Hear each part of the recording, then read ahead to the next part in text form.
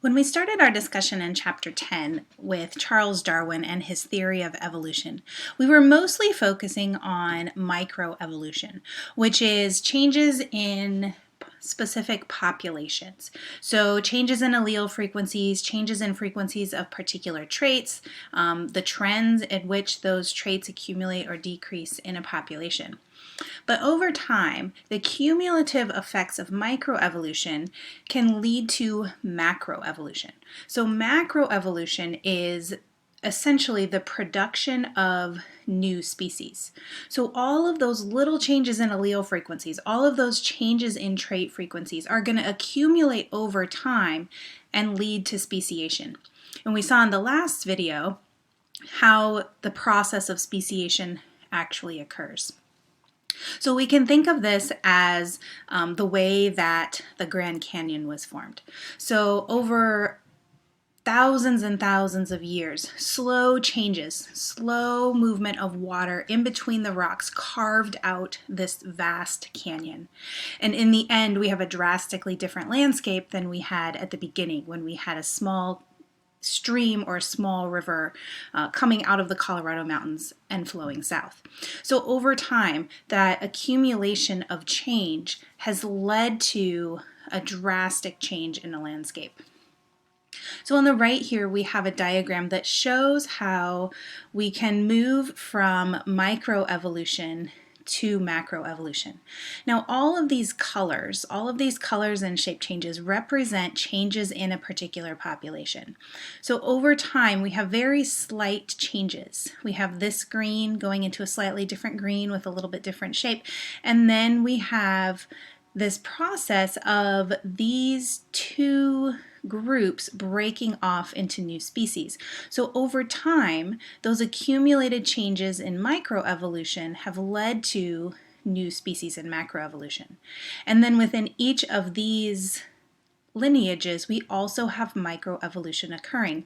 So when originally we had one ancestor back here, we now have, over a long time period with a lot of change, 3 new species that have come from that common ancestor. So the pace of macroevolution really isn't constant. It can be fast or it can be slow, and it just depends on the environment and what changes are actually taking place. So no two lineages are ever going to evolve at the same rate. If we go back to this picture over here, this lineage might have changed very, very quickly. This lineage might have changed very, very slowly. It depends on their specific environments and the specific changes that are taking place in their population. So here we have an example of gradual change. So these are small changes. This actually corresponds to the middle over here, this guy. So they're saying that over 10 million years we have accumulations of small changes. So you can see how these sort of gradually flow into one another. But we can also have something called punctuated equilibrium, and this is characterized by periods of relatively little change followed by a very quick or rapid change. So we might not even see these intermediate events in the fossil record because they've changed so quickly. So whereas this change occurred over 10 million years through these very slow steps, this same change could have occurred through a single or 2 very rapid changes. So these intermediate changes probably, or could, maybe they didn't occur. There's not really any way to know. But they may have occurred in a very brief period of time as opposed to being part of this gradual change. So as the process of macroevolution continues on, we tend to see more of a punctuated equilibrium within the fossil record. And that's because it relates to the rate at which fossils are made. So fossilization is a rare event. It doesn't always happen. It doesn't take pictures of all lineages. Not everything is going to survive to be fossilized. But we see adaptive radiations in the fossil record, and this is where you have a small number of species and then a very abrupt change to a large number of species within the fossil record.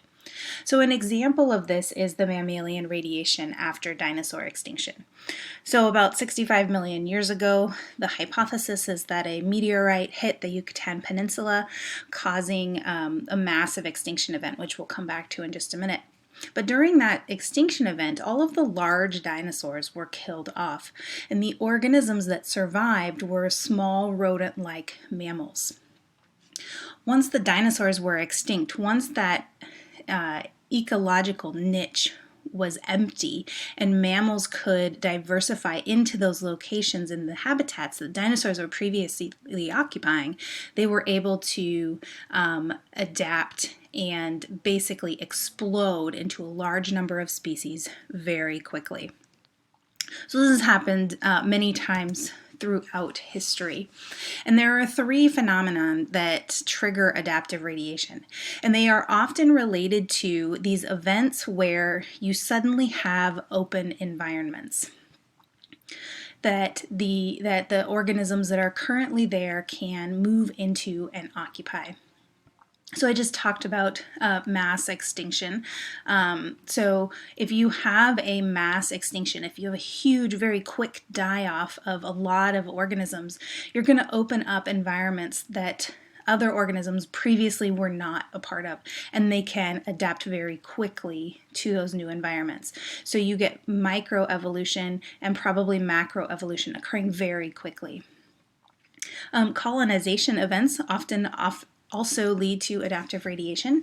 So if you have a new location available, let's say a group of birds colonizes an island like Darwin's finches, or just a new area that for some reason these animals or plants can now access.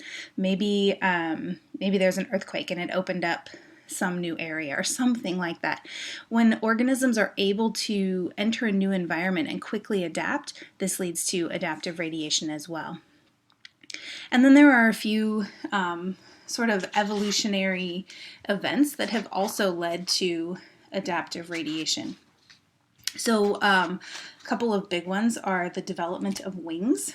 So once one or a couple of types of organisms developed wings, the natural selection of those wings expanded them very, very quickly, because now there was a whole new environment. Insects could access more flowers, more plants, more trees, more environments. And so it was advantageous to be able to move between them very, very quickly.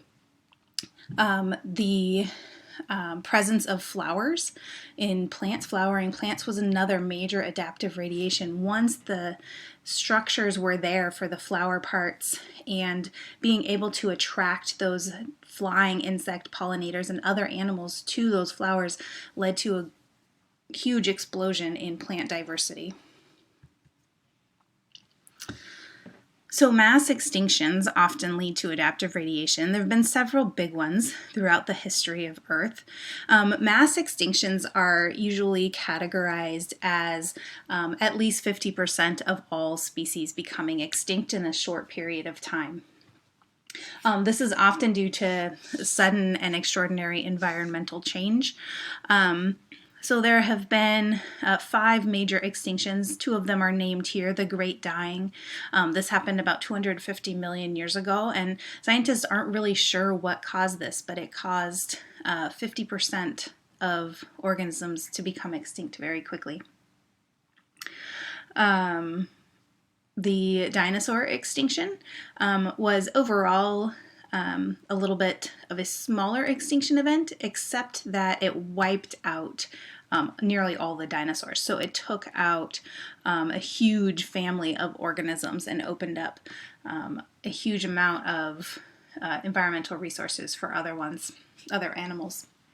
Then we have these others here. Now these brighter blue are mass extinctions, and then the lighter blue are actually, that's kind of a green color. The lighter green are background extinctions. So at any point in time, there are going to be organisms becoming extinct when the populations cannot adapt to changes that are occurring in their environment. And they are often at a much lower rate and sort of steady compared to these mass extinctions. Now, one of the things we'll talk about as we move into our ecology unit next is global warming and how that affects the ability of organisms to survive on Earth.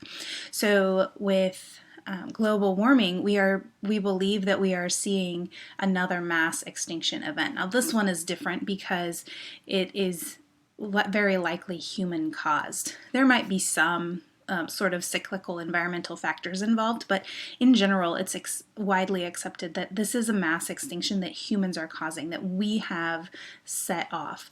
And it is predicted that it is going to be one of these big mass extinction events like the dinosaur extinction event.